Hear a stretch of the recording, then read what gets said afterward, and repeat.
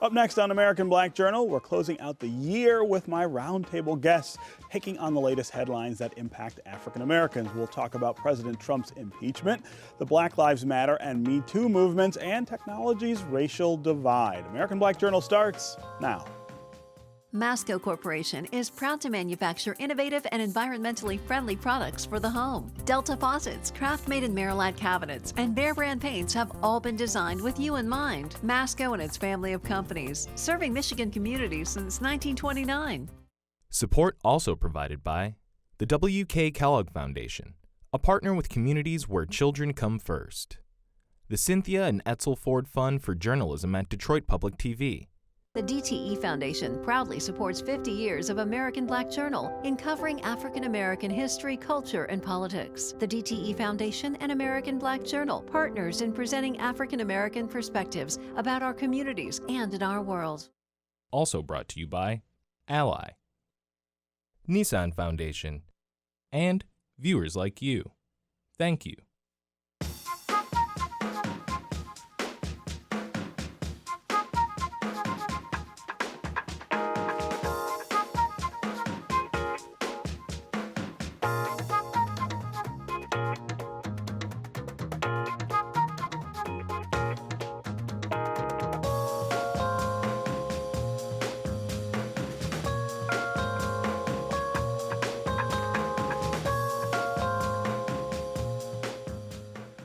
Welcome to American Black Journal. I'm Stephen Henderson. We have invited our roundtable panel to weigh in on the stories in 2019 that had a significant impact on African Americans. We're going to look at the historic impeachment of President Trump and what we can expect from the Democratic Party in the 2020 election. Plus, we'll talk about the impact of the Black Lives Matter and Me Too movements on African Americans and women. And we'll take a closer look at the status of the racial divide in technology and our ever-growing dependence on smartphones. But let's start with the impeachment of President Donald Trump. He is just the third president in U.S. history to face trial in the Senate, which will determine whether he is going to be removed from office less than a year before he stands for re-election. Let's bring in my roundtable guests, political strategist and writer Kim Trent, communications specialist Karen Dumas, Carrie Leon Jackson, also known as the Urban Conservative, and Brandon Bryce, who is host of Straight Talk on 910 AM Superstation. Welcome, all of you. Thanks for having us. American Black Journal. All right, let's start with the president being impeached. This idea that he has crossed the line and shouldn't be the president anymore. The House Democrats said that's true. Carrie Leon Jackson, I'll start with you, the Urban Conservative. Let me tell you, I was always raised to believe that if you tell a lie, you're going to be struck by lightning. And somehow lightning didn't find its way into the Capitol in D.C. during the hearing because over and over again, every Republican that stood up covered for the lie.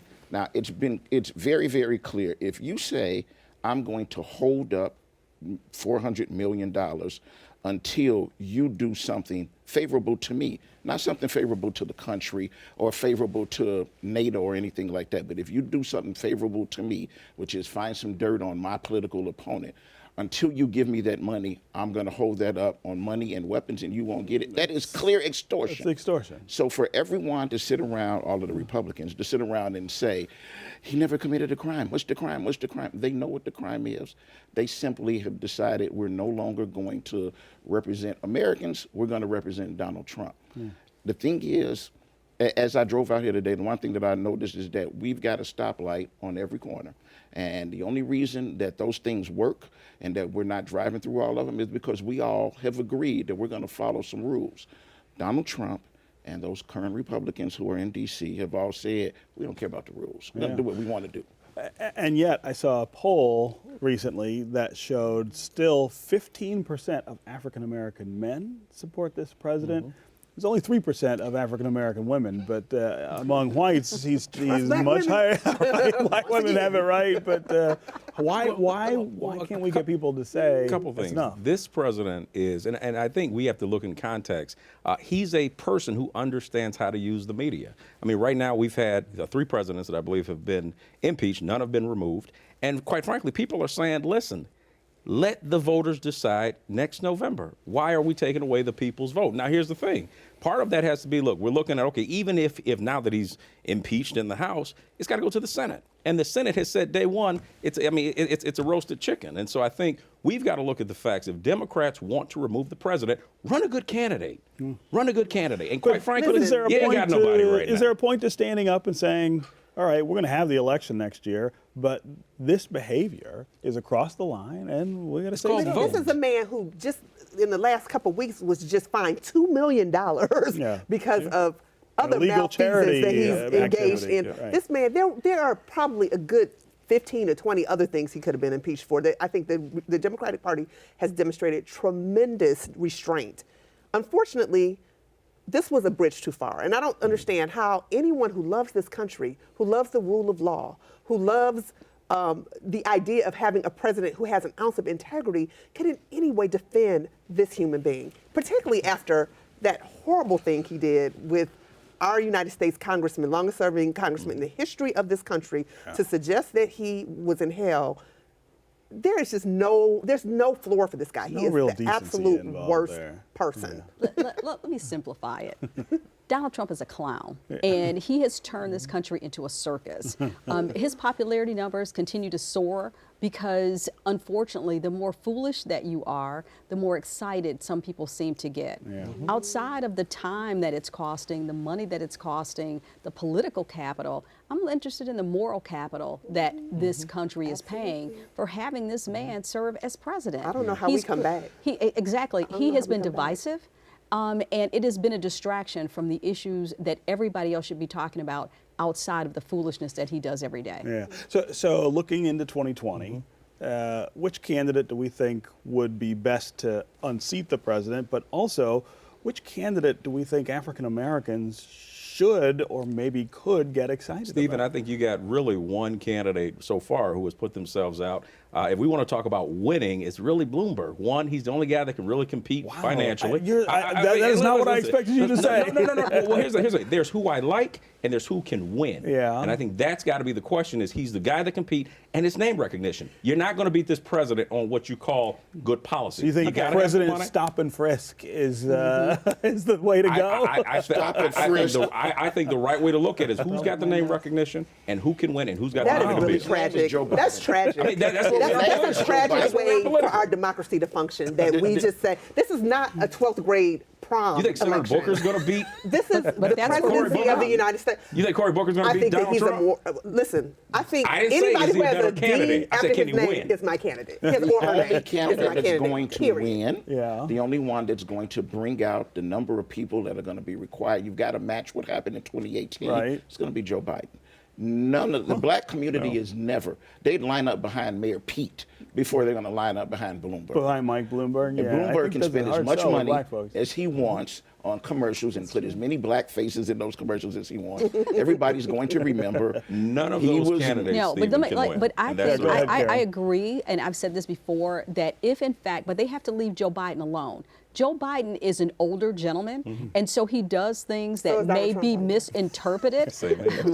But I'm thinking that he is, if he's allowed to be himself, it's going to be like a playground, like a scrap in a playground, and Joe Biden can go toe-to-toe with Donald Trump. I really believe that. I don't think. I think Joe Biden is essentially what you get right now. I mean, right now, the old white male in Except for America, he's a people. decent person. Hold on. But we're talking about who can win. I think. I'll tell you, on the right side. I mean, I even kind of like Pete Buttigieg just because he's a conservative Democrat that actually has executive leadership. He's been a mayor. He's run a budget. Running South Bend is kind of like running it's the still- it's 7-Eleven, still the but principle. whatever. It's still He does not still the have principle. any, and he has Senators not yet don't made run- peace with the senators African don't Americans run that are in his own administrations. city. Who are in his own Senators city. just vote. So Kim, who's your candidate for next year? Anybody with a Whoever- D. But At in the this point- primary, I mean, you get to choose twice, right? You know what? I think we have an embarrassment of riches, actually, because I think that we have. If you want someone who is extremely progressive, you've got Elizabeth Warren or Bernie Sanders. If you want someone who's more conservative, you have Cory Booker, who I think actually in the debates, I think he's kind of to me, I think he's been the unsung hero of the debate. Yeah. I think he's been substantive. He can't I seem to think, get people but for excited. whatever reason, people aren't on them board with excited, him. yeah. But I think that I think we have several people. We have a deep bench. You in my, need in my a view. candidate that people are on board with. You need a candidate that can He's gotta actually turn win out the vote. win. and can raise All the right. money. And it's not just about what they're bringing politically to the table. You do have to get people excited. You do have to get people engaged, and you have to make sure that your platform resonates with a variety of citizens across the You've got country. to get a lot of yeah, you pretty do. broad It's not base. just Okay. As usual, we're going over time with the subject, but that's okay. Yeah, that's why I have you guys here. We're going to turn now to social movements that made headlines in 2019. Black Lives Matter began as a protest against police killings of black people and expanded to include broader issues such as racial profiling and inequality. The Me Too movement was founded to help survivors of sexual violence, especially women and girls of color. Both have grown in popularity thanks to social media, but has there been real change? This is a subject that I struggle a lot with. Like, are we making progress, especially many years now after Black Lives Matter sort of really took root? Are things better for black people? You know, Stephen, I am the son of two parents that were both in law enforcement. And so I actually uniquely understand both sides. My dad was a state trooper. My mother was a Detroit police officer. I think the challenge is with those issues, when we talk about Black Lives Matter, that also means with other black people too. And so we can't hold white folks or officers accountable when we've got killings and massacres in places like Chicago. Yes, you can. One has nothing to do with Places the like other. Chicago, they One has refuse nothing to talk do with the about You other. can Right. still Yes. hold Come on, them man. accountable. Everyone needs to be held accountable. Everybody might need to Everyone be needs held to be accountable. accountable. But But that has nothing to do with the- that has nothing to do with the If you give them movement. a gun and you give them the And power, responsibility. the problem is that for the last 25 years, our country has decided everybody's going to be tough on crime, which is why we have black police officers and white police officers doing crazy stuff and acting as Absolutely. bullies every single day. And if That's Pookie- got to stop. And If we're Pookie not there shoots yet. me on the street, then there's a likelihood that Pookie's going to be punished for it. But if a cop shoots me, almost always That is a he's great going point. away. Everyone should be That is held a really accountable. great point. So Of course, but whether or not nobody's it's disputing that. Whether- no one is disputing that. whether or not it's effective, I think it's increased awareness, but the Yeah. answer is no, because we still have behaviors of road cops that are doing things and getting away with it. Yeah. And so it's unfortunate, but it goes back to the people that we have in position, whether elected or appointed,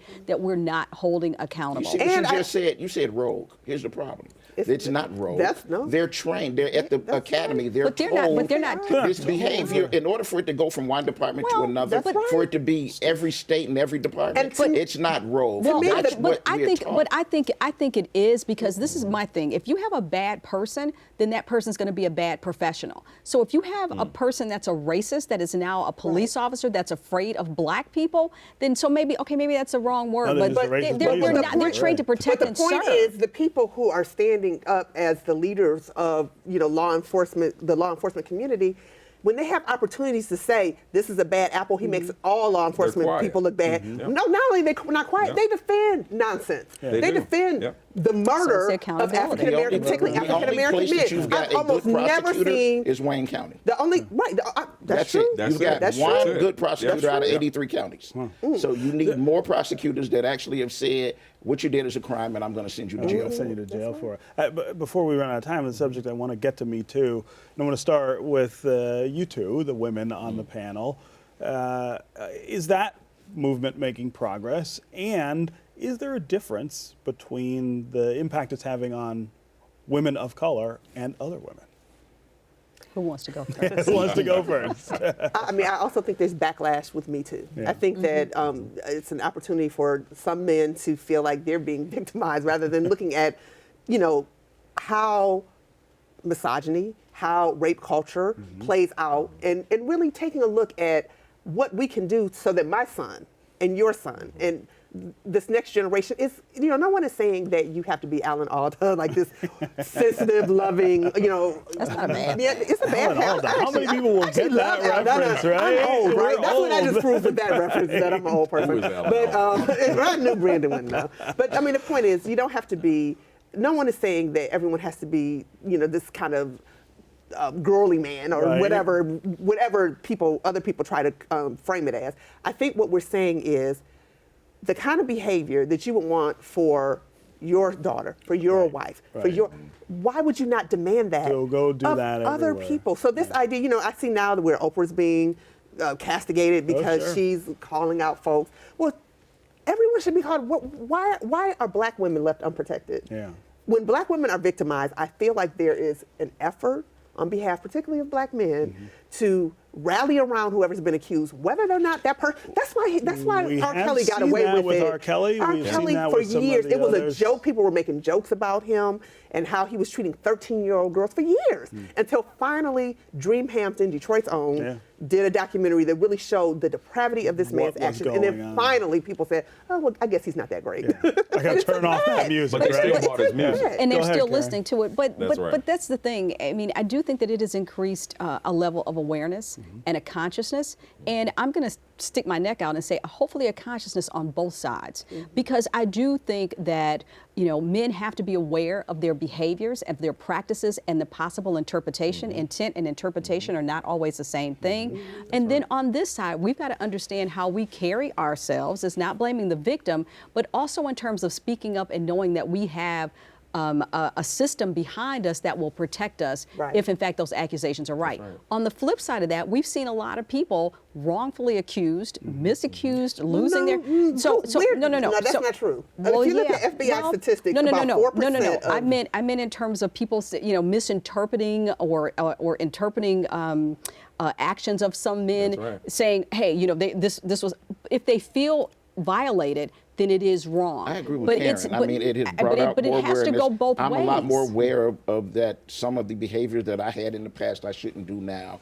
But at the same time, they are definitely. We're just in the green room together. You really want to go turn the phone off? Speak for yourself, It Butter. attacks people like Joe Biden when the things that he does is innocent. He should not be caught up in the middle of But something. intent and interpretation, and those things don't Big always difference. align. And Or when you're know talking your about audience. the A lot of gender it is know your difference- audience, because there are people that Joe Biden might have known for 20 years that he can stroke their hair and they would be completely comfortable with it. But don't come stroke my hair because I don't know you. Like I don't know you like that. You have to respect your like personal that. space. I Right, mean, with and that's everybody. just being able to gauge a situation and the appropriateness of your action. In Brandon, we've got situations. 30 seconds for you to. I think weigh it's in know on your this. audience again. The other thing is, I think this really goes back to fatherhood, because it's, as he's a father, I'm not.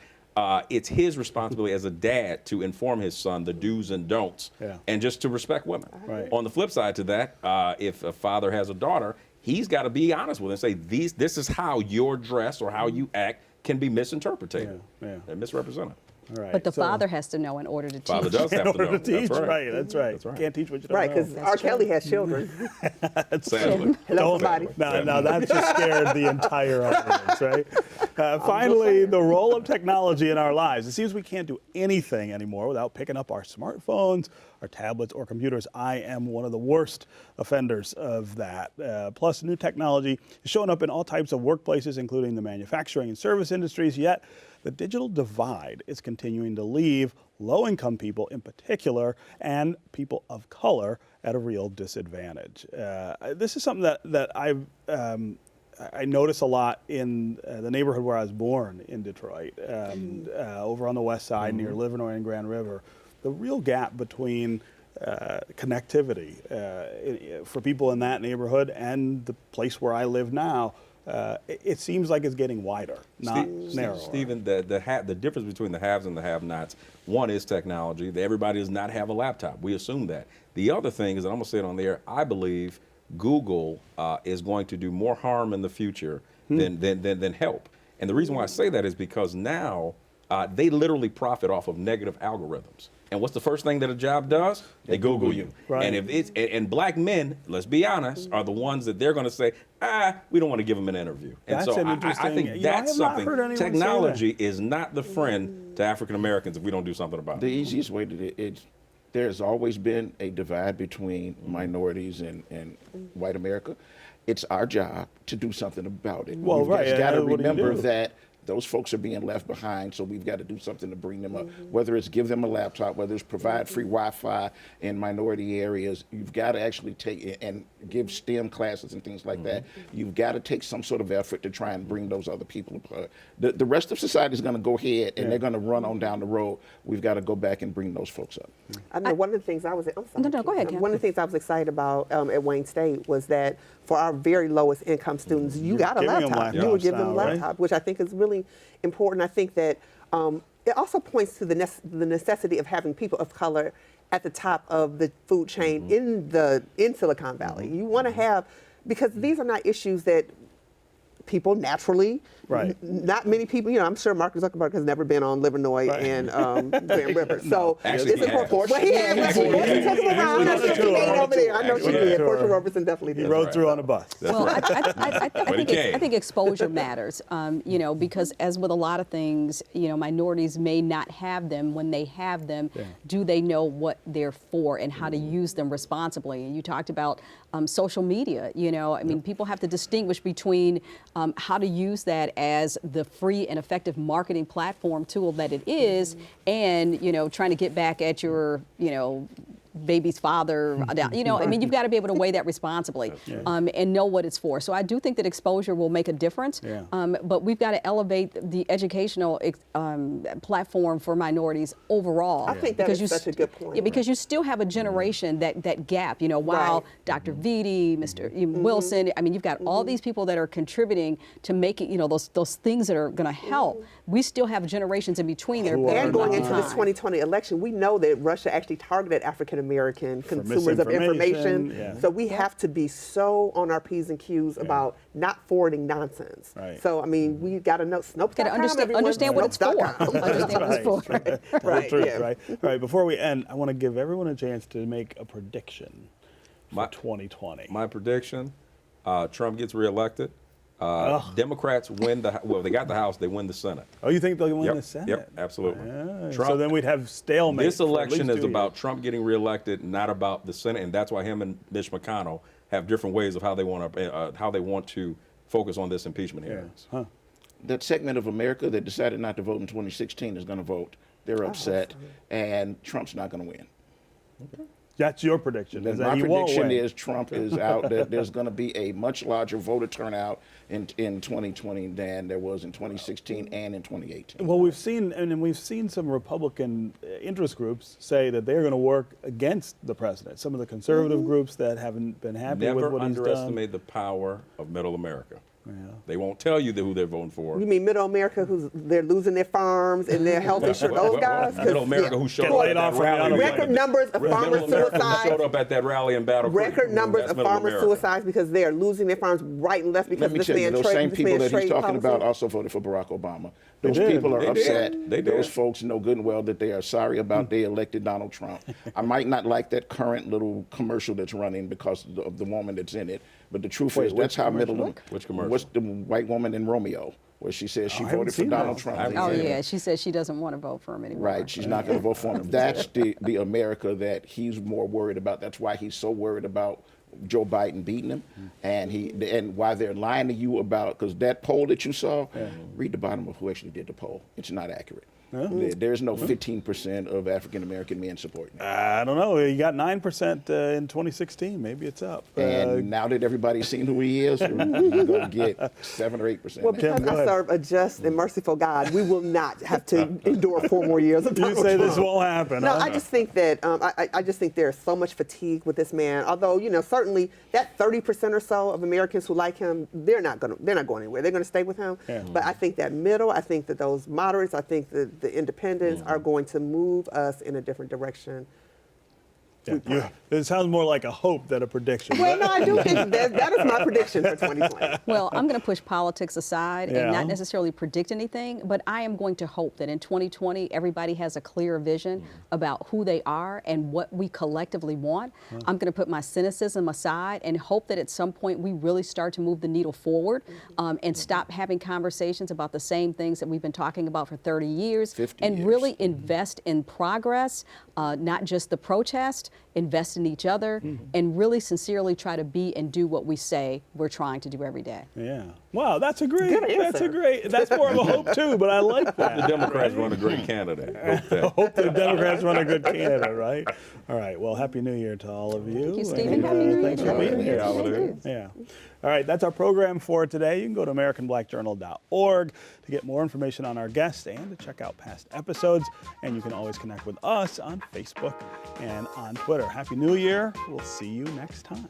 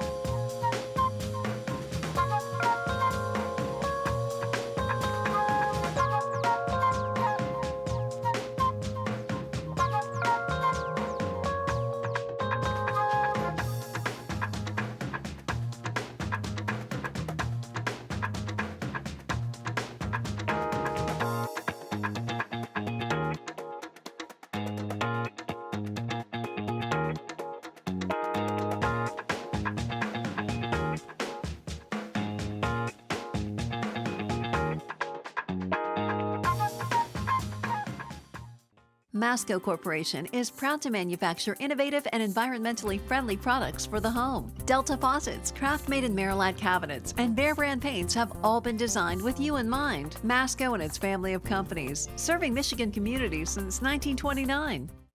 Support also provided by the W.K. Kellogg Foundation, a partner with communities where children come first. The Cynthia and Etzel Ford Fund for Journalism at Detroit Public TV. The DTE Foundation proudly supports 50 years of American Black Journal in covering African American history, culture, and politics. The DTE Foundation and American Black Journal, partners in presenting African American perspectives about our communities and in our world.